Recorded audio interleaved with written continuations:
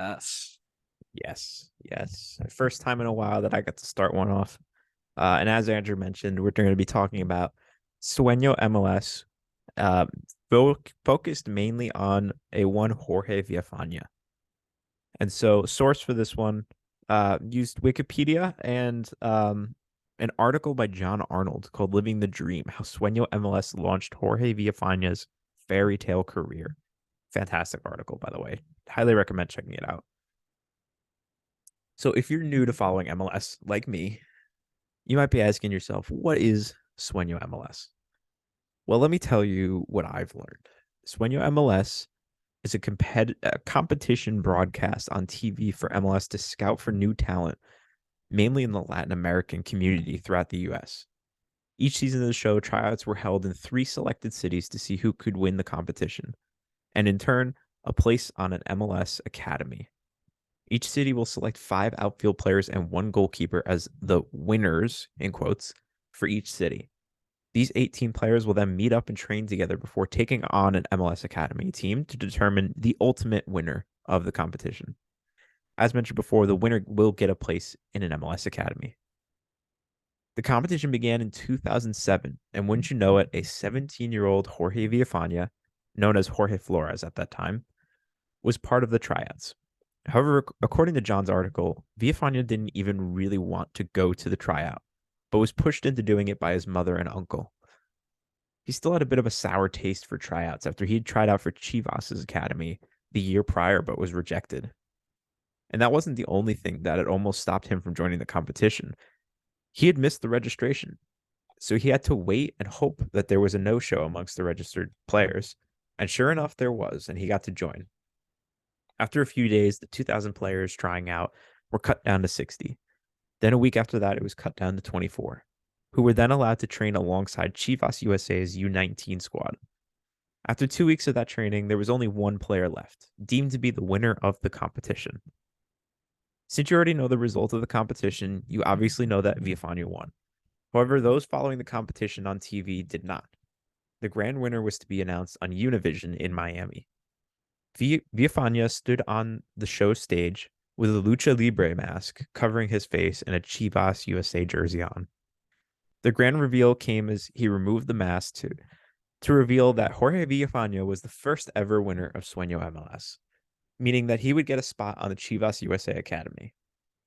Villafana was quoted as saying that if it weren't for Sueño MLS, he likely would have gone to college and never played professionally, which is crazy to think about looking back at how successful he was in his career. Speaking of his career, I recommend checking out John's article to get some great details, but I'll give a quick recap. Villafana quickly made it into the Chivas USA senior squad and at one point was their longest tenured player. He was traded to the Portland Timbers after the 2013 season, where he would play 52 games across 2 seasons while winning MLS Cup in 2015. After, he would be sold to Santos Laguna in Liga MX for just under 1 million. That was followed up by another stint with Portland from 2018 to 2020 before he was traded to the LA Galaxy ahead of the 2021 season. He made 20 appearances for the US national team and helped the side win the Gold Cup in 2017. Safe to say, a very successful career, which was so close on multiple occasions to never happening. Sueño MLS would continue for many more years after Villafana's win in its first year. In the following season, Rogelio Funes Mori, the former River Plate and Benfica striker, currently on Monterrey, was the winner of the competition, earning him a spot in the FC Dallas Academy. Wink, wink, that's the scarf. His twin brother, Ramiro Funes Mori, was a finalist that season as well. However, that would be the end of the notable winners of the competition, as the remaining winners were not able to find success at the top level like the previous winners, at least not yet. Some of them are still pretty young. The show made a long run before ending in 2016, but that was, of course, before it helped to jumpstart the fantastic career of Jorge Villafana. That was the most thing I was curious about was what happened after him because you always hear like he was the first one, but you never know who came after him. And both Funes Mori brothers, one who is like an absolute star for his country and his club, and the other one who was playing on the best club in Europe at one time, both came out of that competition. That's pretty sick. Yeah, it kind of fell off after that though. I mean, I was able to find the Wikipedia page for Sueño MLS, and after Funes Mori won in the year after, nobody else, no other winners across goalkeepers or outfield players even had a Wikipedia page. So I Yep. take that as a they haven't panned out. But I also found their Twitter, and they haven't had a tweet since like 2017, which makes sense because they I think stopped in like 2016.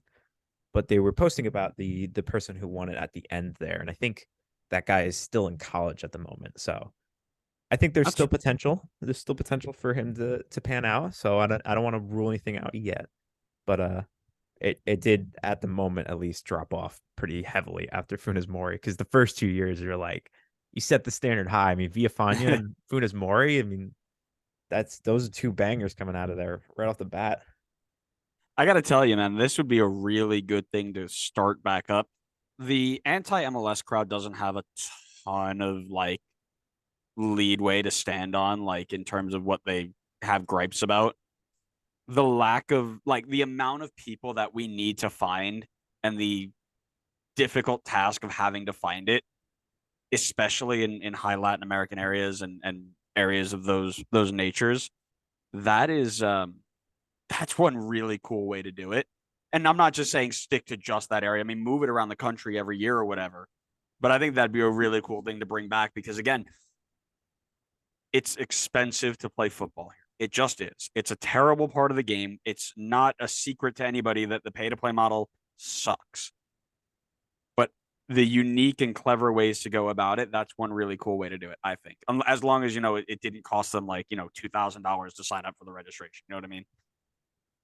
Yeah, I mean, I would imagine it's got to be free, right? Because why else would you let Villafana play then? Because then that's not really fair to the others who had to like they had to pay $2,000 and then Villafana just gets to like walk on because somebody no showed. Then I don't know, but I would hope That, it's free. I mean, hopefully it's just like travel costs that they have to pay for. But well, you say that obviously, and now it sparks my interest a little bit because 2016 was right about the time that academies started becoming a thing.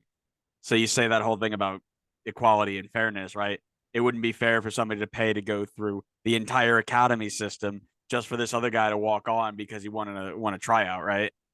So that's a super interesting point. I'm really interested to dive deeper into that as we go on. Um, yeah, yeah, that's I fair. like that. I like that a lot.